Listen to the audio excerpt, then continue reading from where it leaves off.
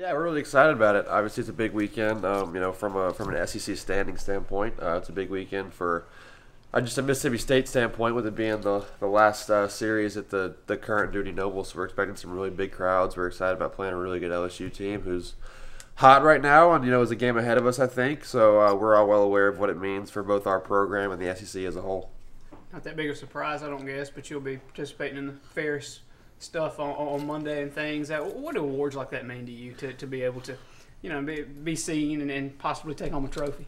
Yeah, it's cool. Just kind of to be recognized along with those other four guys who have had really, really good years, who are really good players. It's not the most important thing, obviously, but it is something that I enjoy and something everybody enjoys. It's a cool experience, just kind of getting to go down there and go through the whole thing. So I was honored when I found out that I was a finalist for it, and I'll enjoy it. But at the same time, keep it in the right perspective that it's not the reason why we're here. It's not the reason why I'm here, but at the same time, it is a cool thing to kind of experience and go through.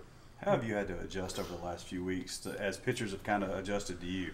Yeah, I think it's just having to become a little bit more patient because I'm not getting as much to hit. Obviously, I'm taking a few more walks, which is something I've improved on throughout the season, is just kind of learning when to take my walks instead of trying to do too much. Just kind of take what the pitchers are giving me, which a lot in the last couple of weeks has just been balls, not much to hit. So I think I'm doing a better job with that. And then obviously guys behind me are doing a really good job. Jake, Cody, was Grid, now it's Jake, are doing a good job of swinging it behind me. So I think we'll continue that approach moving forward. It's going to pay off for our team. Talk a little bit more about that move of putting Jake behind you. I know he's getting more healthy. He's back to switch hitting a little bit. What do you think he's going to be able to do behind you as you continue to get on base with walks and guys are kind of pitching around you? Yeah, well, Jake's one of the best contact guys in the country, so he's going to do a really good job putting the ball in play, giving himself a chance to get hits, which is going to, in turn, make the defense have to handle the ball. He's going to get a lot of hits, which will make teams a little bit more hesitant to just put me on base if a guy like Jake is behind me getting hits, driving and runs. So I think it's a really good move for our team, and I think him and Grit are both going to adapt really well to their new roles and do them really well. Coach talked all along about keeping it down to one game at a time, one battle at a time. Is that all the more true now that you're trying to fight your way back to the top? Yeah, absolutely. We know what we have to do to accomplish our goals, so we just got to take it one day at a time. We got to try to win one game at a time. We got to do everything we can to win the Thursday game and then put that one behind us, then do everything we can to win the Friday game and so on. So that's what we're going to do this weekend. We're excited about the challenge, and I think we've got the right group of guys in the locker room to kind of accept the challenge and live up to it. How fun is it better to face guys like Lang and Poche? That's why you come to the SEC and see guys like that every weekend. Alex Lang's going to be a first-round draft pick. Jared Poche is one of the best pitchers really in SEC history with the amount of wins and the amount of success he's had in this league for 4 years. So, that's the reason you come to the league is to face guys like that, to live up to that challenge, to kind of see where you stand against those guys. So we're excited about the challenge, and especially for me, kind of seeing those really high caliber arms is what I want to do. So we're really excited about that. Obviously, man, it's going to be a really cool weekend, and on top of being so fired up for our players and having gotten to this point right now to where they're going to have a chance to compete for the SEC West title this weekend. It's the weekend of baseball is going to speak for itself, but there's also a really big, honor and tribute and a lot of really cool things that are going to go on this weekend in terms of, the last weekend here at Duty Noble Field as we know it now, and just a lot of great players that are going to be back here, and just a lot of really cool things that are going to be going on. And, one of the things that we've talked about all week was knowing this was going to be here, but just not getting outside of what we've done all year and just continue to approach this week like we've done each and every weekend of the SEC season so far. And, we've talked all year about throwing the records out the window. It doesn't matter who you play. It doesn't matter if you play the team that's currently in first place or you're playing the team that's currently at the bottom of the standings.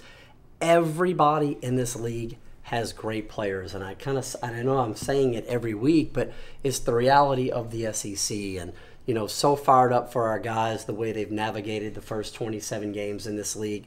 They have put themselves in a position to face LSU this weekend for a chance to win the SEC West, and I think that's so freaking cool. It's unbelievable. So fired up for our guys. We're excited to get out to practice today and just continue to do the things that have made us good all year. We're going to play fundamentally sound baseball. We're going to apply pressure to the defense offensively. We're going to look to cut down on our strikeouts. So, I mean, the same things that we've talked about all year are the things that we're going to talk about today and for the foreseeable future here. And, we want to play fundamentally sound baseball. We want to throw strikes, and we want to put the ball in play and make the other team pick it up and throw us out. So pretty fired up about the weekend. Looking forward to it. A large portion of that lineup returned from whenever you were there, and I know they kind of struggled in the opening part of the schedule, but it really seems like they've really kind of come into their own there at the end. Yeah, I could hardly say they're struggling. Here they are sitting in first place in the SEC West, and they've got terrific players. They've got several guys on that current roster that are going to go on to play in the big leagues one day. They're by far the most talented group of position players that we've faced all year. Top to bottom in their lineup and even on the bench, they are tremendously talented. They've got guys that can run. They've got guys that are bat handlers. They've got guys that hit for power. It really is an outstanding offensive ball club that they're going to walk in the gates here tomorrow night with. And on the mound, they've got outstanding arms. They've got plus velocity. They've got plus secondary stuff. And so at the same time, talking about as good as they are, here we are competing with them this weekend for a chance to win the SEC West. And so I'm going to give them all their credit, all their due. Those are terrific kids. Their coaching staff works extremely hard at coaching them. Pretty fired up to face them because I know how we're going to play and I know what we're going to do, and we're going to continue to do the things that we've done all year. And it doesn't matter who we play. We want to make the other team play great to beat us. That's what we've done all year, and that's what we'll do this weekend. You hear from people back in Louisiana this week? It's been a busy week, just in terms of text messages and phone messages and phone calls and those kind of things. And, obviously, just having grown up in the state of Louisiana, understand high school baseball in Louisiana, understand the passion that the state of Louisiana has for college baseball. And so, I've heard from a lot of people, and everybody that I've talked to has called wishing me and wishing our Mississippi State team luck. So it's been pretty cool, man. We've got a lot of people that are certainly following, and everybody's kind of talking about, God, how cool is this that this whole season has come down to Mississippi State against LSU for the SEC West. So couldn't have drawn it up any better. What do you think it's going to be like when you're in that dugout and looking up guys that you Sure. coached with, guys that you recruited and everything? Yeah, absolutely. It's going to be really cool. I don't think it'll be awkward. I don't think it'll be weird. I've said all year that I've pulled for those kids all season long because you develop that relationship with those kids each and every day for 2.5 years, and you're in the cages with them, you're on the field with them, you're eating with them, you're doing all kinds of things, getting to know those kids deeper than their swings or deeper than starting a double play and those kind of things. So I certainly want the best for those kids. My family wants the best for those kids. But at the same time, we're in a completely different jersey now, and we want to beat them. We want to win. We're looking forward to playing extremely well. We know that they're going to show up and play really well. Their train is rolling right now. They're playing really well. They're kind of clicking on all cylinders. But at the same time, we feel like we're playing really well. And I thought last night for us was a tremendous victory in terms of just continuing to battle back and got off to a slow start, and we just kept chipping away, and then ultimately, by the time they turned the scoreboard off, we win the ball game. So that win last night for us was very indicative of the type of team that we have, that we're not going to stop. We're going to continue to attack. We're going to continue to throw punches, and we just want to keep going and going and going. And LSU's here this weekend. They're just the very next team for us. Looking forward to the challenge of competing against them. TBA getting a Saturday start this week. TBA is back. So we're going to go Connor Pilkington Thursday night. We'll go Denver Macquarie on Friday night. And then Saturday will be a TBA. And then that will completely be dependent upon who has thrown for Thursday and Friday, seeing where we are come game time on Saturday. What are the challenges of your hitters facing Lang and Poche? Yeah, well, I guess I'll first start with Alex Lang. Alex Lang's going to be a first-round draft pick probably less than a month from now. He's got a plus fastball with a plus breaking ball that when he's dialed in and when he's zoned in and locked in, it's probably the best swing and miss breaking ball in the country. And he's a tremendous competitor from an outstanding family. His makeup is off the charts. He is a real bulldog competitor on the mound. So we've got our hands filled with Alex Lang. We know he's going to be around the zone. He's going to be a strike thrower. I think the biggest thing with Alex is you just want to make him, command his fastball. You want to make him throw that breaking ball for called strikes. And, but that's, I'm not giving out any secrets. That's how everybody in the country tries to attack Alex Lang. And, some weekends he's phenomenal and he goes CG shutouts and he's off the charts. And, we just want to be able to get on base, get him sideways, make him work out of the stretch, put some pressure on those guys, and see if we can't score enough runs to win the ball game against him. Jared Poche has arguably been one of the greatest pitchers in LSU baseball history. Just an ultra competitive lefty that throws strikes with 3 pitches, just continues to attack and never gives in. Both of those guys make you beat them.